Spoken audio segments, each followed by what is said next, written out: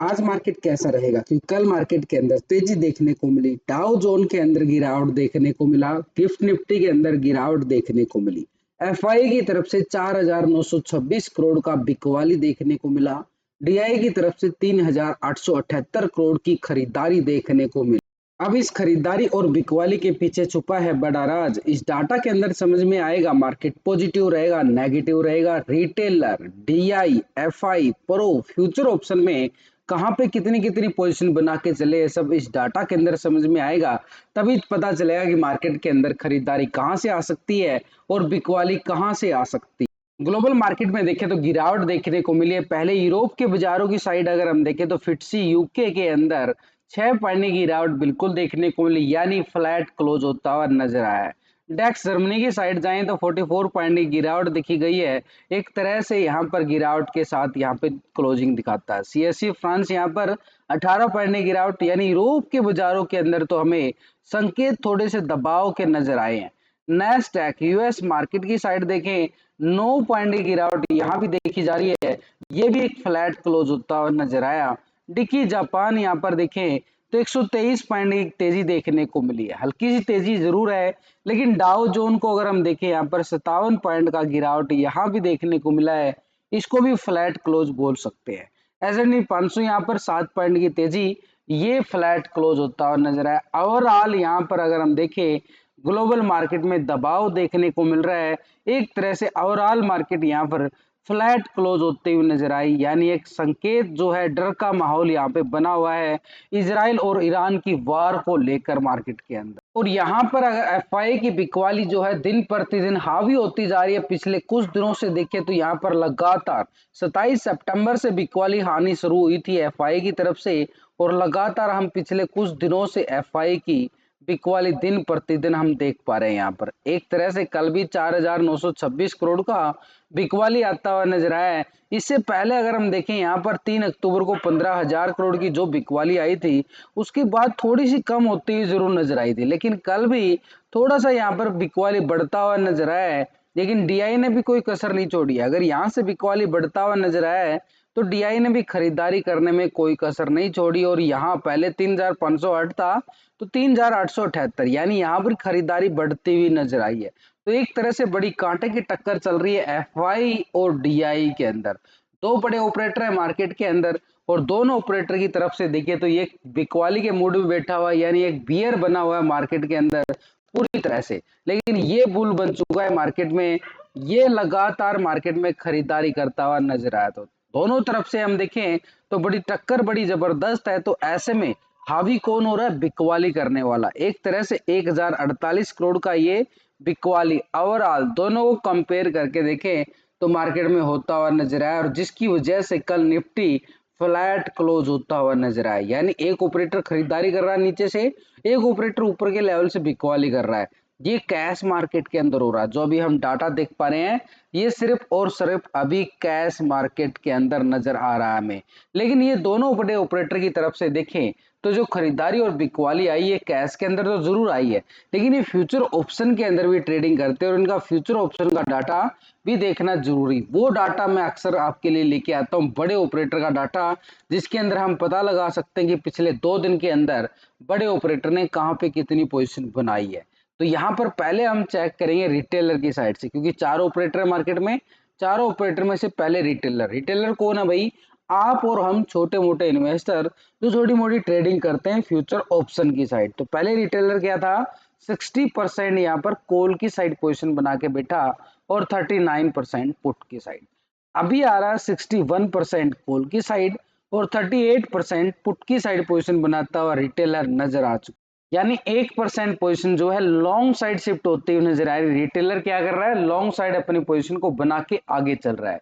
Stock future में देखें तो 89% फ्यूचर को लॉन्ग किया गया था, यहाँ पर भी 89% ही आ रहा। 10% शॉर्ट था तो 10% शॉर्ट, यानी फ्यूचर की साइड देखें तो कोई बड़ा बदलाव नहीं है, छोटे मोटे पॉइंटों के साथ बदलाव है। लेकिन ओवरऑल पोजीशन देखें तो 89% के साथ पोजीशन जो है लॉन्ग साइड पोजीशन बना के बैठा हुआ है फ्यूचर में, और 61% यहाँ पे क्या है? ऑप्शन में भी पोजीशन क्या है, लॉन्ग साइड पोजीशन है। दोनों सेगमेंट में रिटेलर का जो मूड बन रहा है, यानी आप और हम छोटे मोटे इन्वेस्टर का जो मूड बन रहा है वो तेजी का बन रहा है, यानी उनको लगता है कि मार्केट में तेजी आएगी। यहाँ ऐसे में ये तेजी कितनी आने वाली है, क्योंकि डीआई की तरफ से जो खरीदारी आई है वो कितना सपोर्ट करते हुए मार्केट में नजर आएगी, ये कैश मार्केट के साथ डीआई का डाटा हम फ्यूचर ऑप्शन में जरूर चेक करेंगे। तो फ्यूचर ऑप्शन में हम डाटा अगर हम चेक करें डीआई की तरफ से, तो डीआई जो है एक तरह से 39% कॉल साइड और 60% पुट साइड था पहले।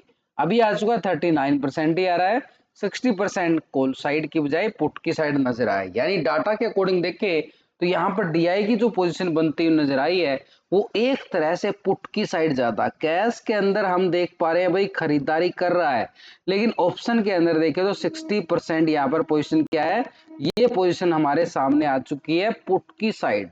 तो फ्यूचर में देखें तो 3.30% क्या था, फ्यूचर को लॉन्ग कर रहा था पोजीशन में। लेकिन अभी अगर हम देखें तो 96% यहाँ पे क्या है, शॉर्ट की साइड है।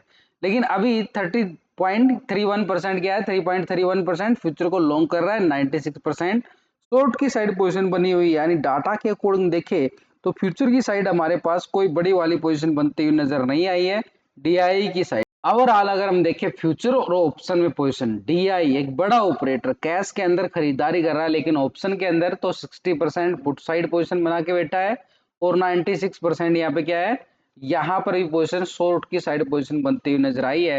यानी दोनों तरफ से देखें तो डीआई की जो पोजीशन नजर आ रही है एक नेगेटिव ट्रेंड में नजर आई है, ये ऑप्शन और फ्यूचर में। तो ऐसे में ये बड़ा ऑपरेटर तो भाई बिकवाली के मूड में बैठा जरूर हुआ है, लेकिन ये तो ऑलरेडी बिकवाली के मूड में चल ही रहा है। ये है एक बड़ा ऑपरेटर एफआई जो पूरी तरह से बियर बना हुआ है। यानी एक तरह से बियर मार्केट के अंदर अभी एफआई ही एक ऐसा ऑपरेटर है जो लगातार मार्केट के अंदर भयंकर बिकवाली करके बैठ चुका है।